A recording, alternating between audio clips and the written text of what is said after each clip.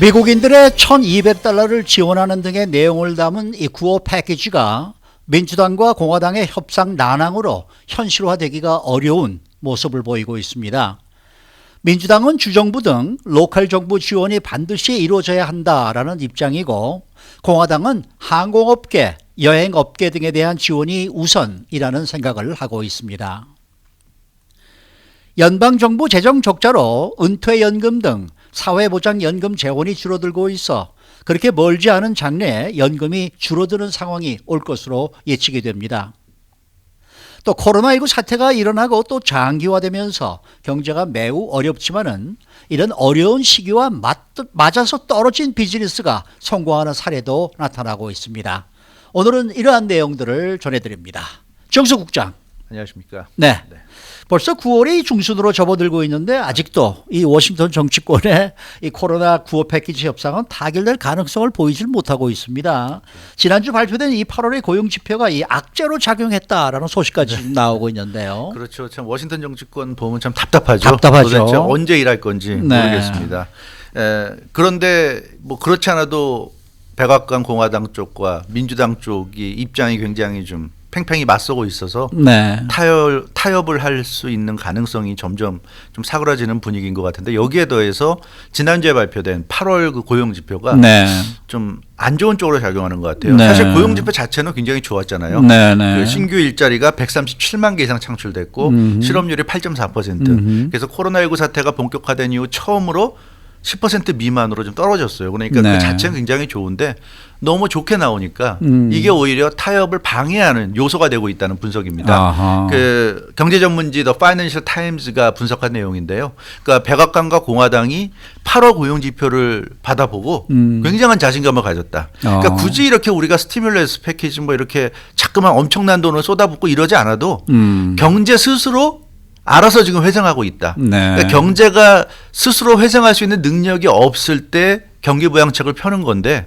이제는 굳이 그렇게 억지로 부양책을 할 필요가 없다. 사실은 인위적으로 부양책을 쓴다는 건 경제에도 좀 부담을 주는 거거든요. 그런데 그렇기 때문에 그런 인위적인 부양책을 쓰지 않고 경제가 회생된다면 그게 최선이라는 얘기인데 공화당이나 백악관은 지금 그런 가능성에 상당한 지금 기대를 걸고 있다. 이제 이런 분석이고요. 그래서 오히려 백악관 공화당이 민주당 쪽과 타협할 가능성이 좀 적다. 이런 얘기예요. 그러니까 백악관 공화당은 이렇게 경제가 지금 잘 돌아가고 있고 회복세를 보이고 있는데 그렇게 민주당이 원하는 대로 뭐 몇 조 달러씩 그럴 이유가 없다. 이런 지금 생각이 팽배하다. 이렇게 얘기하고 있고요. 그래 그 워싱턴 DC의 싱크탱크 비컨 폴리시 어드바이저스도 비슷한 분석인데 지난 3월에 공화당, 민주당 또 백악관이 합의를 이뤄내서 1차 스티뮬러스 패키지가 나오지 않았습니까? 그때는 성공했고 지금은 이렇게 성공 가능성이 점점 떨어지는 이유를 분석했는데요. 그 3월 당시에는 미국이 코로나19 때문에 정말 최악의 시기였습니다. 그렇죠. 갑자기 코로나19가 휘몰아치면서 경제가 곤두박질 쳤고요. 대부분의 비즈니스가 셧다운 됐습니다. 그래서 주식시장도 완전히 그 패닉이었고 그러니까 경제가 완전히 그 무너지는 상황이다 보니까 뭐 민주당, 공화당, 백악관 가릴 것 없이 이대로는 안 되겠다는 위기의식이 있었고요. 그런 위기의식 속에서 딜이 이루어질 수 있었는데 지금은 그때랑은 상황이 달라졌다는 거죠. 8월 고용지표가 호조를 보였기 때문에 그 정도의 위기라는 그런 그 생각을 안 한다는 얘기죠. 그러니까 기본적으로 협상이 타결되기 위해서는 협상의 주체들이 비슷한 생각을 가지고 있어야 협상을 할 수가 있는데 지금 공화당과 백악관은 상당히 지금 안심을 하고 있다는 얘기입니다. 이번 고용 지표가 상당히 좋게 나왔기 때문에. 그래서 지금 그 비컨 폴리시 어드바이저 이 싱크탱크의 그 분석으로는 공화당과 백악관이 절박함이 없다. 그러니까 상당히 좀 여유를 갖고 있다. 경제에 대해서. 그래서 타결될 가능성이 좀 적다. 이런 얘기를 좀 하고 있습니다. 그런데 뭐 그렇게 직업이 늘어나긴 했습니다.만 그 직업 대부분이 다 센서스를 위한 뭐 조사원 뭐 이 정도의 그 임시직인데도 말이죠. 지금 그렇게 뭔가 자꾸 이렇게 좋아지고 있다고 지금 자신감을 가지고 있는 공화당인데 또 그러다가 보니까 공화당이 또 이번에 새로운 또 구호 패키지 법안을 제안을 했는데 이게 민주당이 도저히 받아들이기 어려운 조항들을 지금 포함하고 있다는 얘기예요. 맞습니다. 지금 그 공화당이 뭐 이르면 오늘이라도 그 연방상원에서 자신들의 독자적인 그 법안을 제출하려고 하는 것 같습니다. 스티뮬러스 패키지 법안이죠. 미치 매코넬 공화당 그 연방상원 원내대표도 오늘 그런 그 인터뷰를 했는데요. 정확한 내용을 밝히진 않았지만 굉장히 그 슬림한, 그러니까 이 언론들은 스키니빌이라고 하지 않습니까? 네네. 그러니까 민주당이 뭐 3조 달러 뭐 이렇게 엄청난 그 이 스티뮬러스 패키지를 원하는 것에 비해서 공화당은 당초에 그래서 1조 달러로 그렇죠. 대응했는데 지금 나오는 얘기는 1조 달러보다 훨씬 떨어지는 적은 금액이죠. 네, 그래서 네. 지금 한 5천억 달러 정도로 얘기가 나오고 있어요. 그래서 공화당이 상당히 슬림한 이 스키니빌을 제시할 것이다 하는 예상인데, 그렇게 되면 1조 달러라고 그래도 민주당은 그걸로도 턱없이 부족하다고 그래서 지금 협상이 안 된다고 얘기하고 있는데 5천억 달러라고 그러면 그건 뭐 거의 불가능하다고 봅니다. 네. 그래서 공화당이 연방상원은 공화당이 다수당이니까 통과는 시킬 수 있을지 모르겠지만 그렇게 된다 그러면 연방하원을 통과한 민주당 3조 달러와 뭐 전혀 합의점이 없지 않을까, 좀 이런 좀 네. 우려가 나오고 있는데, 그럼 어떻게 이렇게 공화당과 민주당이 평행선을 달릴 수 있는가? 그러니까 민주당 같은 경우는 이미 뭐 많이 보도로 나왔지만 주정부, 카운티 정부, 시정부 등 그 로컬 정부들에 대해서 충분한 지원을 해줘야 된다. 왜냐하면 지금 이런 그 로컬 정부들이 그 프론트 라인에서 최일선에서 코로나19에 대항해서 지금 싸우고 있는 그런 그 이 셈이기 때문에 로컬 정부들을 지원하는데 아낌이 없어야 된다, 이런 얘기고요. 공화당은 이제 여기에 반대하고 있는 거죠. 그건 아마도 그 선거와도 관계가 있는 것 같아요. 그러니까 민주당이 원하는 대로 3조 달러를 책정해서 배분하게 되면 그 민주당이 주지사를 차지하고 있는 그런 주에서는 그런 그 자금이 들어가서 그것이 결국 선거 운동에 또 뭐 직접적으로는 아니래도 어떤 식으로든 도움이 되지 않겠는가, 이런 우려들을 하는 것 같아요. 네. 그래서 그걸 막는 것 같고, 반대로 또 민주당 같은 경우는 이런 로컬 정부 지원하는 게 핵심이다. 로컬 정부 지원 안 해줄 거면 우리는 절대로 합의할 수 없다, 이런 입장이어서 좀 팽팽한데, 오늘 그 5천억 달러 설이 나온 거 내용을 보면 그 공화당은 그 항공업계,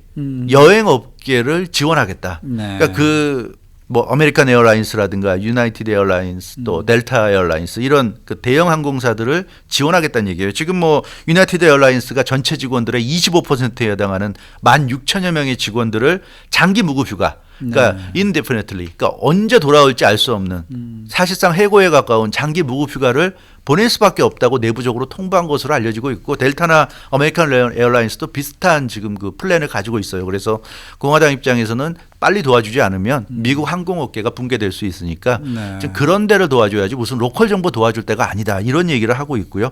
대신에 그러면 공화당이 그런 항공업계, 여행업계를 도와주면서도 5천억 달러라는 슬림한 그런 그 법안을 낼 수 있는 이유가, 공화당의 그 새로운 안에 아직 뭐 발표된 건 아니지만 지금 언론들 보도를 보면 대학생들의 학자금 그 융자 대출 받은 것을 그 도와주는, 지원하는 그런 내용이 빠지고, 그리고 로컬 정부 지원하는 것도 빠지고, 그러니까 그런 걸 다 빼고 아마 꼭 필요하다, 공화당이 필요하다고 생각하는 이런 그 지원안을 내놓는 것 같습니다. 이렇게 되면 민주당과 공화당의 차이가 너무 크기 때문에 협상이 잘 되기는 좀 어렵지 않겠는가. 그리고 뭐 국민들에게 지금 1,200달러씩 주겠다는 것도 지금 빠져 있는 거 아니에요? 그렇습니다. 네. 그것도 지금 빠져 있죠. 1,200달러도 아마 이번 공화당이 오늘쯤 발표할 그 스키니빌 법안에는 지금 없는 것으로 그렇게 지금 알려지고 있습니다. 그 1,200달러를 한 사람 앞에 한 명씩 좀 줘야 되는데 그것도 안 주겠다 그러니까 우선 당장은 마음에 들지는 않네요, 저로서도.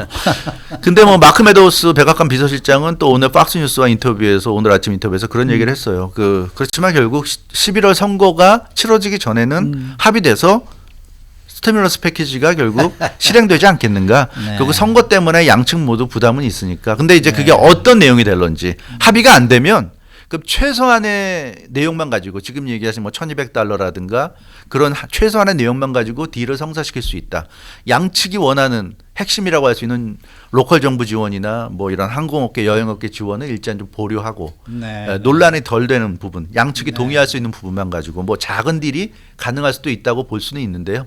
그러나 아무튼 이런 걸 보면 공화당이든 민주당이든 과연 진정으로 미국인들, 국민들을 위한 지금 이런 그 협상을 하는 건지, 아니면 자신들이 선거에서 이기기 위해서 한 표라도 더 얻기 위한 그런 어떤 정치적인 목적의 딜을 하는지 알 수가 없지 않은가. 네. 이건 좀 양측 모두 비판을 받을 수밖에 없을 것 같습니다. 네. 네. 자, 다음은 우리 시니어 분들이 좀 이 귀담아 좀 들으셔야 될 그런 소식인데요. 네. 이 소셜 세큐리티 사회보장 연금에 대한 소식입니다. 네.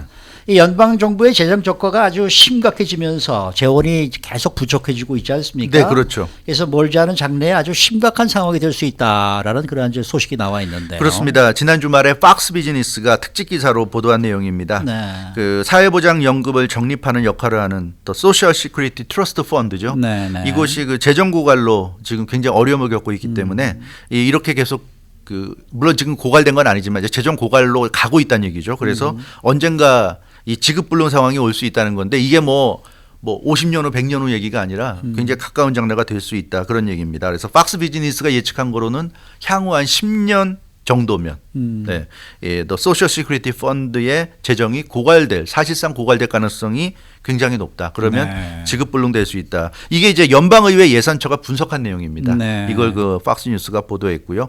지금 그렇지 않아도 연방 정부 재정이 좀 굉장히 좀 힘겹게 지금 이어지고 있는 상황에서 코로나19 팬데믹 사태 때문에 연방 정부가 지금 지출해야 될 돈이 많잖아요. 그렇죠. 조금 전에 말씀드렸던 이런 뭐 스티뮬러스 패키지도 그렇고, 그러니까 지출할 돈은 많은데 들어오는 돈은 그러니까 비즈니스가 안 되니까 뭐 그런 데서 이제 세금이 들어와야 되는데 안 들어오고 하니까 결국 그 소셜 시큐리티 펀드의 재정이 급격히 줄어들어서 그렇죠. 예, 이르면 오는 2031년 지금부터 11년 후면 완전히 고갈될 수 있다. 이게 연방의회 예산처의 전망입니다. 그러니까 예전에는 예전식으로 가도 2036년이나 37년 네, 뭐 경에는 그때, 네. 좀 고갈될 수 있을 것이다 했는데 이게 벌써 5년 정도 이상이 또 빨라진다는 얘기인데 네, 그렇죠. 그러니까 소셜 시큐리티가 이 매달 받는 돈이 좀 줄어들 수 있다는 그런 얘기 아니겠습니까? 네, 뭐 어느 정도나 고갈되느냐에 따라서 어허. 조금 줄어들면 다행이고요. 이게 뭐 굉장히 많이 줄어들 수도 있습니다. 그 이번 보도 내용을 보면 구체적으로 지금 추세라면 앞으로 10년 정도가 지나는 동안에 국민연금과 유족보험 재정이 그러니까 오는 2030년이 되면 현재 2조 8천억 달러인데 5,330억 달러로 약 4분의 1 이하 수준으로 줄어들 것이라고 분석이 나왔습니다.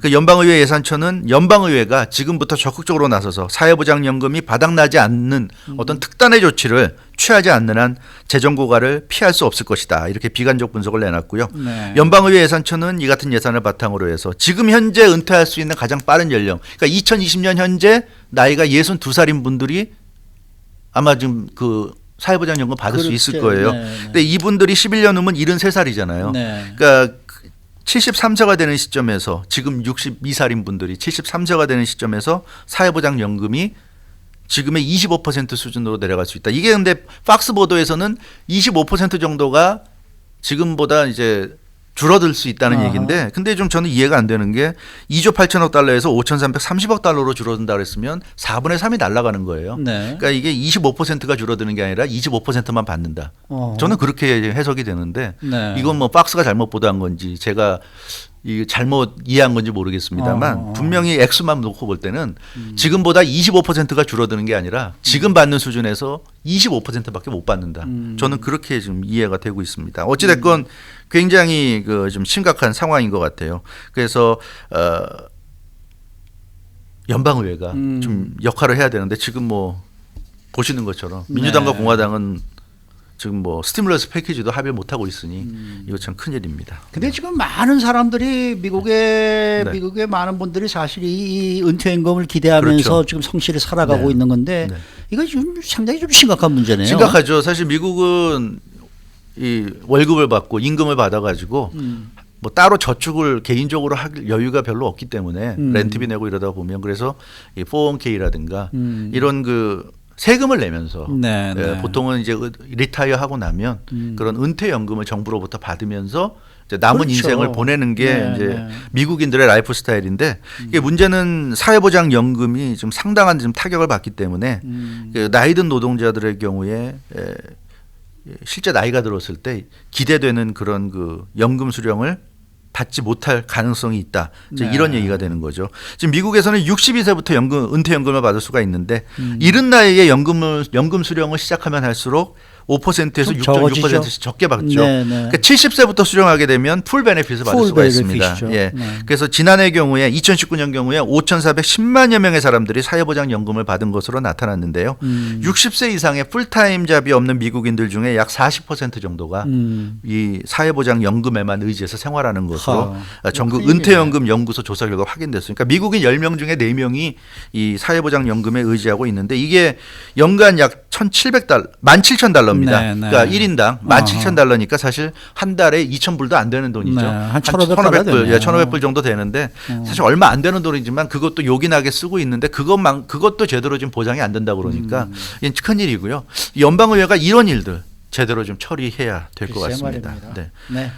이 네, 지금 말씀하세요. 전해드리려는 소식을 아마 시간 때문에 못 전해드릴 것 같죠? 네. 예, 그러면 그렇죠. 내일 이 시간에 이거 이 지금 코로나19 사태로 오히려 돈을 버는 네, 비즈니스 요 이야기는 내일 좀 네, 전해드리도록 이게 상당히 재미난 하고. 얘기인데 이건 내일 좀 전해드려야 그러나 될것 저러나 같아요. 이 소셜 시큐리티가 줄어들게 되면은 지금 열심히 납부하시는 분들도 좀 걱정이고 네. 지금 현재 받아가시면서 사시는 분들도 걱정이죠. 나중에 점점 네. 액수가 줄어든다. 이거 상당히 좀 문제인 것 같아요. 그래서 워싱턴 정치권이 제 역할을 네. 해줘야 될 필요가 있고요. 또 한편으로는 이제는 미국인들도 좀 생각을, 그러니까 미국에 사는 우리 한인들도 생각을 달리하셔야 될 게 더 이상 정부에만 의지해서는 안 됩니다. 네. 그래서 본인이 좀 젊을 때 여력이 그렇죠, 있을 때 그렇죠. 은퇴 이후의 삶을 좀 대비하는 맞습니다. 예, 맞습니다. 그런 그 계획도 좀 가지고 계셔야 될 것 같아요. 네. 나는 뭐 꼬박꼬박 세금 제대로 내고 하니까 나는 걱정 없어. 이럴 시기는 좀 그게 아니고. 아닌 것 같아요. 네. 예, 물론 그것도 그것대로 기대는 해야 되겠지만 그게 만약에 기대만큼 안 될 때를 대비한 백업 플랜이 분명히 있어야 될 것 같습니다. 그러니까 뭐 자기가 받는 월급의 한 10% 정도를 매달 젊었을 때부터 세이브를 해놓게 되면은 분명히 뭐 60, 70세에 가면은 상당한 목돈이 될 수 있으니까 그런 게 이제 은퇴연금이 될 수가 될 수 있고 있겠죠. 또 뭐 네. 근데 많은 기간이 지나면 이제 물가 때문에 돈 가치가 떨어지니까 그러니까 돈을 예를 들어 뭐 부동산이나 뭐 주식이나 하여튼 뭐 채권이든 금이든 본인들이 알아서 잘 투자를 하실 필요는 있을 것 같은데요. 아무튼 참 쉽지 않은 지금 그렇습니다. 시대를 우리가 살고 있는 것 같습니다. 네, 수고 많으셨습니다. 주영석 국장이었습니다.